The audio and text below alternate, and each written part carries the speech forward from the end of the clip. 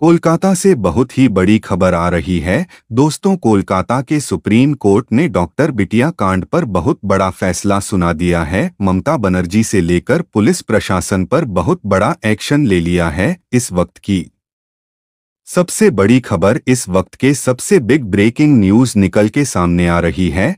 आपको बता दें कि इस वक्त कोलकाता कोर्ट के जज साहब ने ममता बनर्जी और पुलिस प्रशासन की लापरवाही बताया है। जज ने ममता बनर्जी की सरकार को कटघरे में खड़ा करते हुए पुलिस प्रशासन को फटकार लगा दिया है। डॉक्टर बिटिया के न्याय के लिए अब सुप्रीम कोर्ट ने बड़ा एक्शन ले लिया है। अब उन दरिंदों का बचना मुश्किल है। एक एक कर सब कुछ आपको बताएंगे, लेकिन उससे पहले अगर आप भी चाहते हैं कि डॉक्टर बिटिया को इंसाफ मिले तो वीडियो को बिना स्किप किए अंत तक जरूर देखें। अगर आप चाहते हैं इस डॉक्टर बिटिया के उन दरिंदों को जल्द से जल्द फांसी हो तो कमेंट में वी वांट जस्टिस जरूर लिखिए। डॉक्टर बेटी के लिए, उस बेचारी बिटिया के न्याय के लिए आप लोग तब तक आवाज उठाते रहिए जब तक उसे इंसाफ नहीं मिल जाता। दोस्तों, हम और हमारी पूरी टीम इस डॉक्टर बिटिया को इंसाफ दिलाने की लगातार प्रयास कर रही है। हम इस डॉक्टर बिटिया के न्याय के लिए लगातार आवाज उठा रहे हैं। इसलिए आप हमारा हौसला बढ़ाने के लिए, हमें मोटिवेशन देने के लिए चैनल को सब्सक्राइब जरूर से कर लीजिएगा, ताकि हम इस डॉक्टर बेटी के इंसाफ के लिए अपनी आवाज बुलंद रख सके। दोस्तों, डॉक्टर बेटी के साथ हुई घटना को लगभग 35 दिन से ज्यादा हो चुका है, लेकिन अभी भी उस डॉक्टर बिटिया को इंसाफ नहीं मिला। आज भी कोलकाता में डॉक्टर धरने पर हैं। हर कोई डॉक्टर बेटी के इंसाफ के लिए ममता सरकार से इंसाफ की गुहार लगा रहा है। लोग जानना चाहते हैं उस बेटी को आखिरकार इंसाफ कब मिलेगा। क्या यह केस भी सुशांत सिंह राजपूत की तरह मोटी मटी फाइलों के नीचे दब जाएगा? क्या उस रोती बिलखती मां को न्याय मिलेगा? यह एक बड़ा सवाल है। दोस्तों देखिए, यह केस जितना सीधा लग रहा है उतना सीधा है नहीं। इस केस में सीबीआई और ईडी हर दिन नए नए खुलासे कर रही है। हर दिन इस केस में सीबीआई को नए नए सबूत मिल रहे हैं, जिससे यह तो पक्का है कि डॉक्टर बेटी को इंसाफ तो मिलेगा, भले ही उसके लिए और कई दिन लग जाए। कोलकाता से बहुत ही बड़ी खबर आ रही है। दोस्तों, सुप्रीम कोर्ट के जज ने कोलकाता कांड पर आज जो फैसला सुनाया वो किसी तूफान से कम नहीं है। एकदम सटीक और तगड़ा वार किया है। जज साहब के इस फैसले पर पूरे देश की नजरें टिकी थी। जज साहब ने राज्य सरकार और पुलिस की लापरवाही पर जबरदस्त फटकार लगाई है। उन्होंने साफ साफ कहा कि यह मामला सिर्फ एक अपराध नहीं बल्कि कानून व्यवस्था की पूरी धज्जियां उड़ाने का मामला है। जज ने ममता बनर्जी की सरकार को कटघरे में खड़ा करते हुए कहा कि राज्य की जिम्मेदारी है कि वह अपने नागरिकों की सुरक्षा करें और इस मामले में सरकार पूरी तरह फेल हो गई है। इसके साथ ही जज साहब ने सीबीआई को भी कड़ा निर्देश दिया कि इस मामले की जांच में कोई कोताही नहीं होनी चाहिए। उन्होंने कहा कि दोषियों को बख्शा नहीं जाएगा, चाहे वह कितने भी ताकतवर क्यों ना हो। जज ने इस केस की जांच की समय सीमा भी तय कर दी और साफ किया कि अगर जल्द से जल्द नतीजा नहीं आया तो और भी सख्त कदम उठाए जाएंगे। इस फैसले के बाद तो ममता दीदी और उनकी सरकार की हालत और पतली हो गई है। अब उन्हें हर कदम फूंक फूंक कर रखना पड़ेगा, क्योंकि जनता का गुस्सा और अदालत की सख्ती दोनों उनके सिर पर तलवार की तरह लटकी हुई है। जज साहब के इस फैसले ने साफ कर दिया है कि अब कोई भी बहाना या डील नहीं चलेगी। हर हाल में इंसाफ होना चाहिए, और वह भी जल्दी। यह फैसला एक कड़ा संदेश है कि कानून से ऊपर कोई नहीं, और जो भी कानून के साथ खिलवाड़ करेगा उसे इसका अयाज भुगतना पड़ेगा। पिछली बार जब सुनवाई हुई थी तो कोर्ट ने पश्चिम बंगाल सरकार और सीबीआई दोनों से जवाब मांगा था कि अब तक उन्होंने क्या किया है। इस केस को 1 महीने से ज्यादा हो गया है, लेकिन अब भी इंसाफ की लड़ाई जारी है। परिवार और दोस्तों का दर्द समझा जा सकता है, और इसी दर्द के साथ वह लोग हर दिन कोर्ट के फैसले का इंतजार कर रहे हैं। केस की गंभीरता को देखते हुए अब सुप्रीम कोर्ट में जल्द ही कोई बड़ा फैसला आ सकता है जो इस मामले को नई दिशा दे सकता है। इस मामले में जो फैसला आया है उसने ममता बनर्जी की सरकार की नींद उड़ा दी है। अब तक जो लोग सोच रहे थे कि यह मामला वक्त के साथ ठंडा पड़ जाएगा, उनके लिए यह फैसला एक बड़ा झटका है। जज साहब ने जिस तरीके से कोर्ट रूम में राज्य सरकार की खिंचाई की वह देखने लायक था। उन्होंने सीधे सीधे कहा कि यह मामला सिर्फ एक हया का नहीं है बल्कि यह दिखाता है कि सिस्टम में कितनी बड़ी खामियां हैं। जज ने कहा कि एक यंग डॉक्टर जिसने अपनी जिंदगी को लोगों की सेवा में लगाने का फैसला किया था वह इस तरह की बर्बरता का शिकार हो गई और सरकार इसे रोकने में नाकाम रही। इसके अलावा जज ने यह भी कहा कि अब समय आ गया है कि सरकार सिर्फ बयानबाजी ना करें बल्कि धरातल पर काम करें। उन्होंने साफ किया कि अब इस मामले में एक एक कदम की निगरानी की जाएगी और जो भी इस जांच को कमजोर करने की कोशिश करेगा उसके खिलाफ कड़ी कार्रवाई की जाएगी। इस फैसले के बाद से विपक्ष ने ममता बनर्जी पर और भी जोरदार हमले शुरू कर दिए हैं। हर तरफ से उनकी सरकार पर दबाव बढ़ता जा रहा है। अब ममता बनर्जी के सामने सबसे बड़ी चुनौती है कि वह कैसे इस गुस्से को शांत करें और जल्द से जल्द इस केस में इंसाफ दिलाएं, वरना आने वाले चुनावों में यह मामला उनकी सियासी सेहत पर भारी पड़ सकता है। तो कुल मिलाकर इस फैसले ने कोलकाता से लेकर दिल्ली तक हलचल मचा दी है। ममता दी को अब बहुत सोच समझकर कदम उठाने होंगे क्योंकि जरा सी भी चूक उनकी सरकार के लिए बड़ी मुसीबत खड़ी कर सकती है। इस केस के फैसले के बाद कोलकाता में एक तरह से सियासी भूचाल आ गया है। जनता में पहले से ही गुस्सा था और अब कोर्ट के इस फैसले ने उस आग में घी डालने का काम किया है। सुप्रीम कोर्ट के जज ने अपने फैसले में इस बात पर भी जोर दिया कि इस तरह के मामलों में देरी ना हो ताकि दोषियों को जल्दी से जल्दी सजा मिल सके। उन्होंने कहा कि कानून का डर होना चाहिए और यह तभी मुमकिन है जब न्याय में देरी ना हो। इस केस को लेकर जनता भी अब और ज्यादा मुखर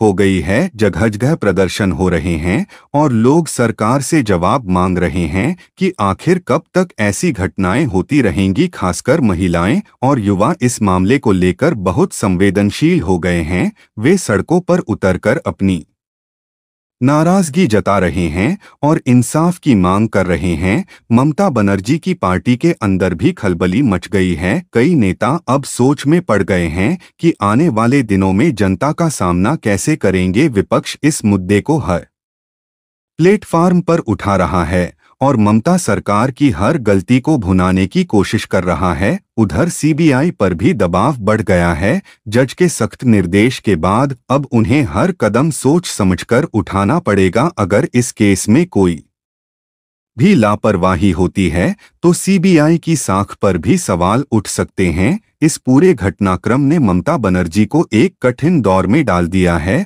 उनकी राजनीति और नेतृत्व की काबिलियत इस वक्त कड़ी परीक्षा से गुजर रही है।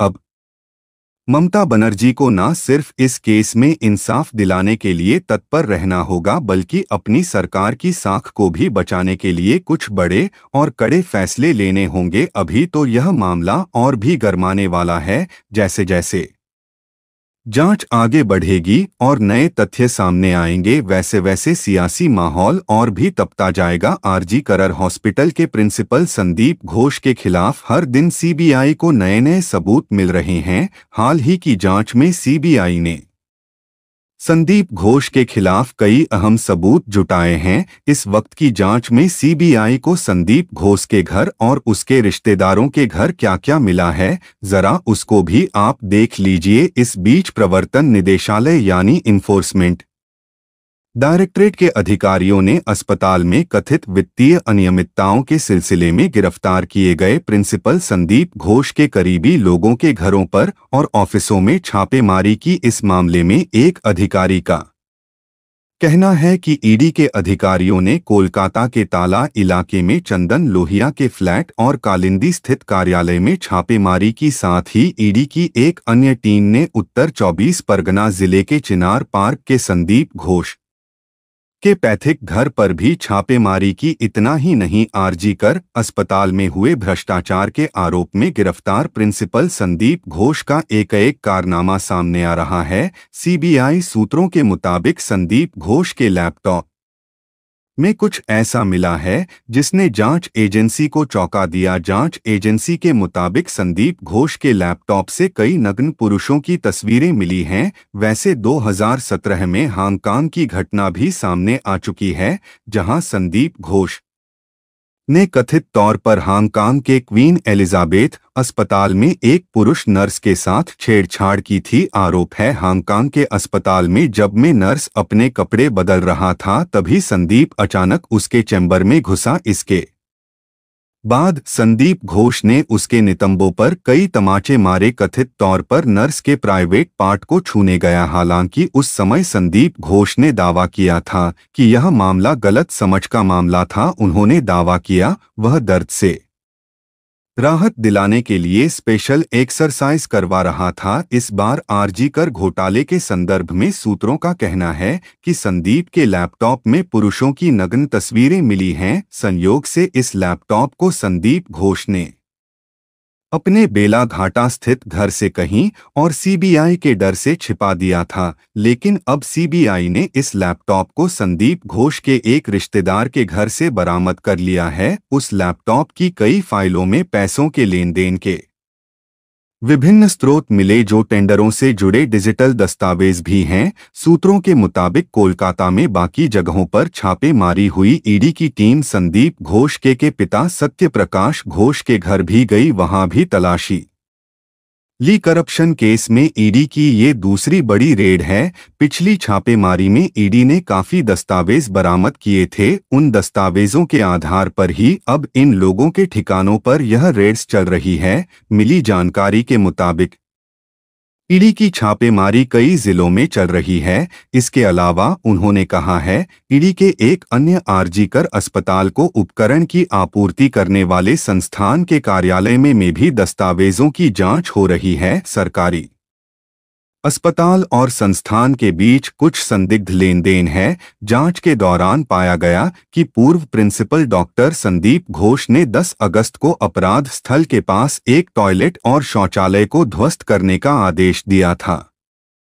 पीडब्ल्यूडी द्वारा आंशिक विध्वंस से महत्वपूर्ण सबूत नष्ट होने का संदेह। जैसे जैसे जांच आगे बढ़ी, संदीप घोष के कार्यकाल के दौरान वित्तीय कदाचार के आरोपों सहित और भी मुद्दे सामने आए। हालांकि कुछ ऐसी भी चीजें सामने आई हैं जिसे सीबीआई ने गुप्त रखा है। इसका खुलासा करना केस पर गलत इम्पैक्ट डाल सकता है, इसलिए कुछ जानकारियां गुप्त रखी गई है। शुक्रवार को संदीप घोष के पुराने घर और रिश्तेदारों के ठिकानों पर की गई छापेमारी में कई अहम सबूत मिले हैं। साली के घर से आंसर शीट भी बरामद की गई है। संदीप घोष को सीबीआई ने भ्रष्टाचार के मामले में अरेस्ट किया है। आरजी मेडिकल कॉलेज के पूर्व अधिकारियों ने भी उन पर भ्रष्टाचार और गलत कामों में संलिप्त होने का आरोप लगाया है। सीबीआई की जांच में अब तक कई अहम सुराग सामने आए हैं। अब तक जांच टीम ने संदीप घोष के निजी आवास, ससुराल और रिश्तेदारों के घर पर रेड डाली है। उनकी पत्नी संगीता घोष और पत्नी की बहन अर्पिता से भी 5 घंटे से ज्यादा पूछताछ की गई है। ईडी की टीम ने संदीप घोष के घर और ससुराल समेत कई और ठिकाने पर छापेमारी की है। संदीप घोष की साली अर्पिता का घर एयरपोर्ट के पास है। 12 घंटे से ज्यादा चली तलाशी में जांच टीम के हाथ बड़ी संख्या में आंसर शीट मिली है। इसके अलावा कई और दस्तावेज भी जब्त किए गए हैं। सूत्रों का कहना है कि संदीप घोष और उसके परिवार के कोलकाता और प्रदेश के दूसरे इलाके में कई संपत्ति होने के प्रमाण मिले हैं। केंद्रीय जांच एजेंसी इनकी भी जांच कर रही है। दोस्तों, क्या कोर्ट के इस फैसले के बाद ममता सरकार इस डॉक्टर बिटिया के इंसाफ के लिए कुछ ठोस कदम उठाएगी? इसका इंतजार पूरे देश को है। लेकिन जब तक इस मामले में पूरी तरह से न्याय नहीं होता, हमें अपनी आवाज को दबाना नहीं चाहिए